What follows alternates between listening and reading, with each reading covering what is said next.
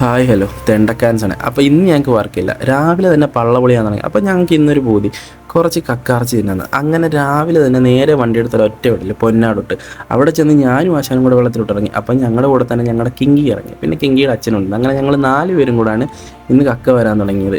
ഞാനും ആശാനും അത്ര വലിയ പ്രൊഫഷണലൊന്നുമല്ല, പക്ഷേ എന്നാലും നമ്മൾ ഒട്ടും പ്രൊഫഷണൽ അല്ലാത്ത പോലെ ആരെയും കാണിക്കാമല്ലോ. അതിനുവേണ്ടി അവിടെ മുങ്ങുന്നു, തലകുത്തി മുറിയുന്നു, അങ്ങനെ പല പരിപാടി.